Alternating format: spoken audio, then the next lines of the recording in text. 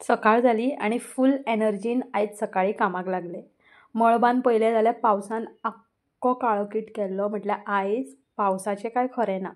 Raincoats, umbrella been Chavath जातकूच खंय दवरले तेंच मेळनासलें, बट काडून मात दवरले. हें कंटेनर चवथी पयलीं हांवें वॉश करून दवरलें आनी आयज म्हाका आयतें रिफील करपाक मेळटा. So hello everyone, welcome back to my channel. Powder आहली, च्या पत्ती आहली, बट साकर नाहली. म्हणून काल जेवी मार्टान गेल्ले आनी जें कितें जाय आसलें तें घेवन येयलें. सो साकरेचो डबो रिफील करून दवरलो. सकाळीं उठ्ठकूच म्हटल्यार वॉशींग मशीन लायता. मागीर 1-1.5 वरां मागीर जेन्ना म्हाका टायम मेळटा तेन्ना कपडे सुकत घालता. त्या म्हणसर वतूय बरें येयल्लें आसता बाल्कनीन.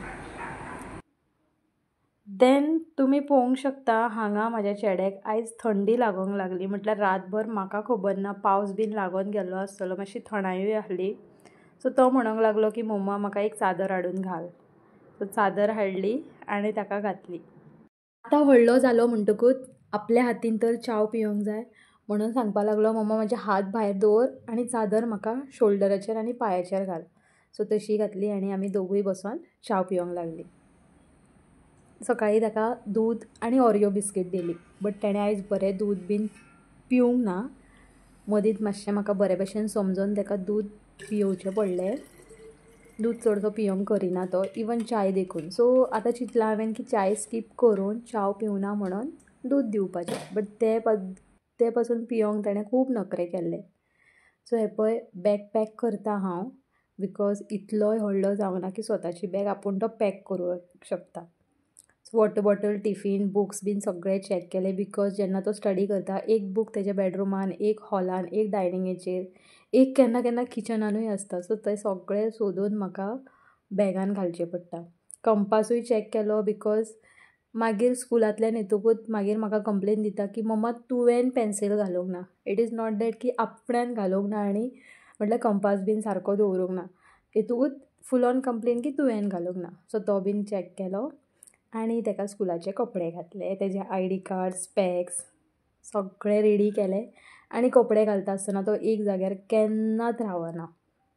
सो इतलें बिजी मॉर्निंग आसता, बट ही जी कामां आसा पळय, आतां तो ल्हान आसा, स्मॉल आसा, बारीक आसा, म्हणून आतां आमी आमच्या हातीन करता. जेन्ना ते व्हडले जातले ते आमच्या चॉयसी प्रमाणे कपडेय घालचे ना आनी आमच्या फुड्यान तेल, पावडर नाल्यार कोम बीन करून घेवचे ना.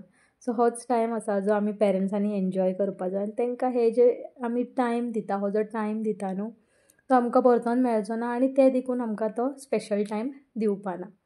सो ओके, मानता सकाळचें खूब टायर्ड जाल्लें आसता, इतलें फ्रेशन अप नासता, बट हे जे आमी करता न्हू ते एक मेमरीज आमच्या बर.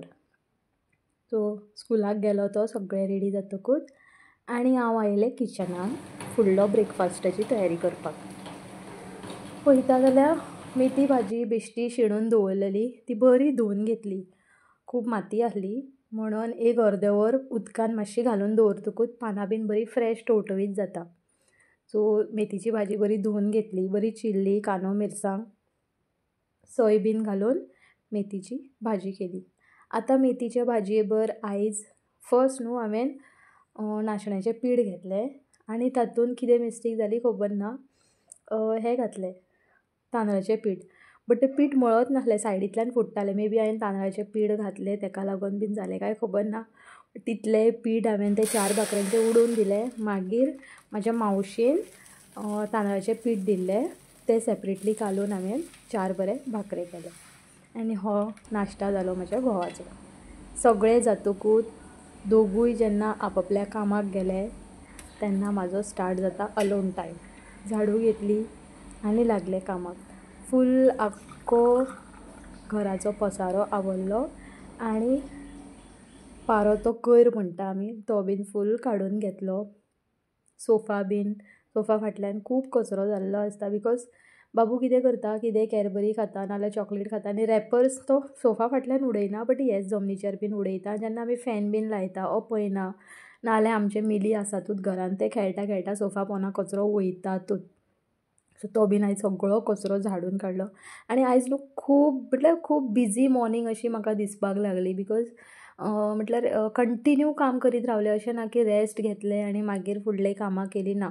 कंटिन्यू कामां करीत रावलें आनी जेन्ना सगळीं कंटिन्यू कामां जालीं तेन्ना पयलें हांवें की ऑलमोस्ट 9 क्रॉस जाल्लीं आनी म्हाका खुबसो टायम आसलो रेस्ट घेवपाक. बिकॉज एक एक फावटी कितें जाता थोडें काम करता परतून मोबायल घेता स्वीप करता परतून मातशें थोडें काम करता परतून युट्यूबार वयता अशें अशें करून मागीर ती कामांय सोंपना आनी जिवूय जड जाता फुडलीं कामां करपाक. बट आयज वेरी क्वीक मॉर्निंग अशी आनी मागीर टायमूय मेळ्ळो सो आयज बरी मुवी पयली बेड बीन सगळें बरें क्लीन करून घेतलें. ही म्हाजी झाडू हांव सेपरेटूच दवरता लास्ट टायमूय सांगलें तुमकां हांव बेड झाडपाक घेता आनी जेन्नाय हांव बेड झाडूंक घेता न्हू तेन्ना मिली येतात. तो एक टायम तेजो प्ले टायम आसता झाडू बरवीन खेळपाचें तेज्या बरोबर आनी कोण खेळोंक ना न्हू सो हे अशें टायमपास करीत आसता आनी तें म्हाकाय केन्ना केन्ना लायक जाता. बट खेळटा खेळटा न्हू तेजें नाकूटूय लागता. आयज म्हाका तशें जाल्लें सो नाकूट ताजें म्हाका लागलें आनी ताका मातसो एक बारीकसो मारूय पडलो मागीर म्हाका पोवन पोवन धांवंक लागलें तें खाटी पोंदा लिपोंक लागलें नाजाल्यार कबडा फाटल्यान वचोन लिपोंक लागलें. आनी जेन्ना हांव तापयतालें की मिली पळय तुका आतां मारूच पडटलो म्हणटालें तेन्ना अशें पळोवप आनी मागीर सोंश्या भाशेन बेगीन बेगीन बेगीन बेगीन धांवून खंय तरी लिपोन रावतालें. सो असो आयजचो गेलो म्हाजो दीस म्हटल्यार क्वीक एंड फास्ट. फाल्यां परतून मेळया एका न्यू व्लॉगान. Till then bye.